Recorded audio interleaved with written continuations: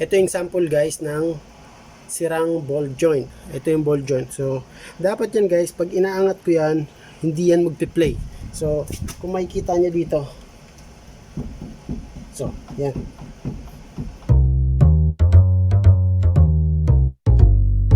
Papakita ko sa inyo kung anong nagiging problema dito sa aking sasakyan. So, nakadikit naman to sa ating lower control arm yung mga to. Itong isang to, nakadikit sa lower control arm dito. Dito sa buong assembling to. Dito guys, dito yung nakakabit dito may ilalim. So, ayan. So, pag ito tumunog, pag yung ball joint nagkaroon na ng problema, yung buong sound yan guys, pupunta dito sa ating body ng sasakyan. Kaya malakas yan yung tunog nyan. So, papalitan natin yan guys. Ipakita ko sa inyo kung paano magpalit. Okay? And paano magtanggal. And also, ito rin yung guys, yung bearing ng aking sasakyan. Ito is palitin na yung bearing ng aking hub. Papansin nyo, gumagalaw na yan. So, ball joint muna tayo. Sa ball joint, tanggalin natin yung snap ring dito. Diyan yan sa loob. Ayan.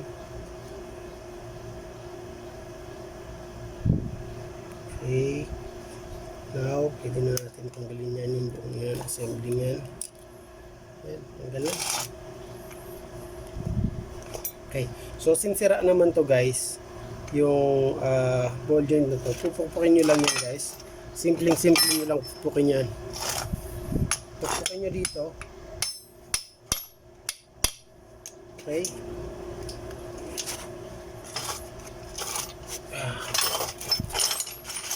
Muna natin lahat para may persa tayo.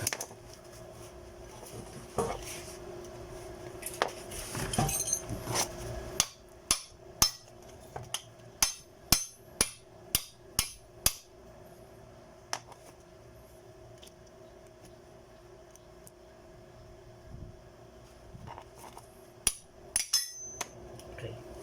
So, ganun lang kadali. Ayan. Kita nyo, naririnig nyo. Dapat yan, walang play yan guys. Walang play, walang kahit anong, wala kayong maririnig na kahit anong ingay dito sa ball joint natin. Kasi guys, ito yung sumasalo ng buong stress ng ating sasakyan. Sa preno, sa lubak, siya yung na salo ng lahat ng puwersa or ng stress ng ating sasakyan. So ayan. Ayan guys, oh, lumalabas na siya. Ayan. Ayan. Lalabas natin, ayan. Then pasok natin. Labas. Pasok.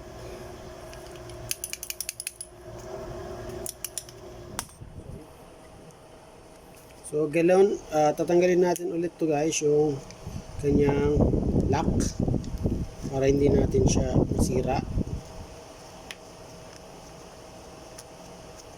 Okay. And then, alisin natin itong rubber.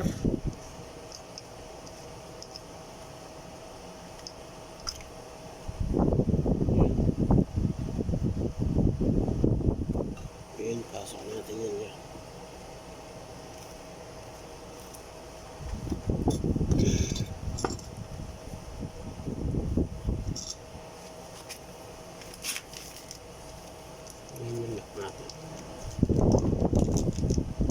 So ito guys, madali lang ikabit.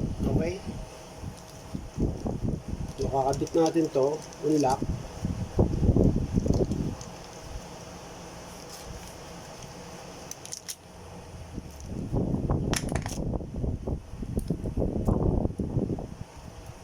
Sabi natin to.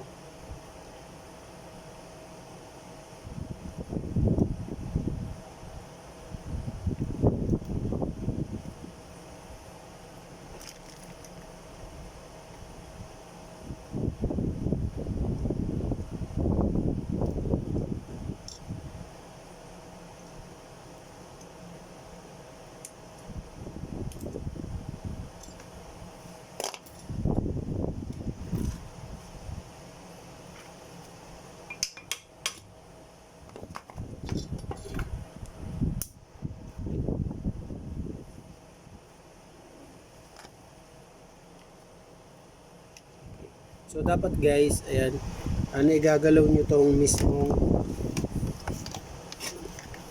ano ba tayo maglagay ng ilaw. So dapat ito nagagalaw nyo to, ayan, naiikot nyo yan.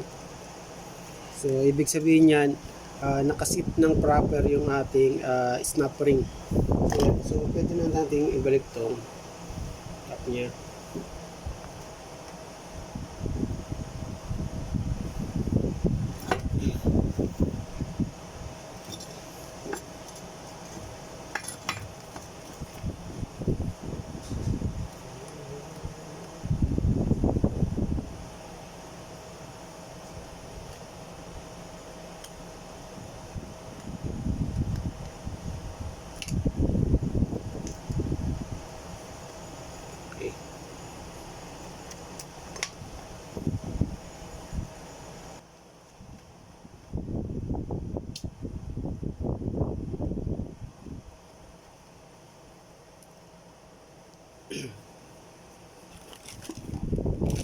So nilagay ko dito para hindi mawala. So yan, tapos na natin to guys. Ito dito natin yung lahat. Dito na natin tong isa.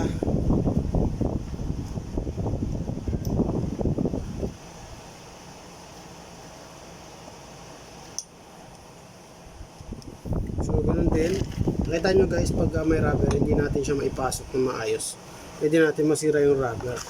Kaya suggest ko sa inyo, huwag nyo persahin, tanggalin nyo yung rubber.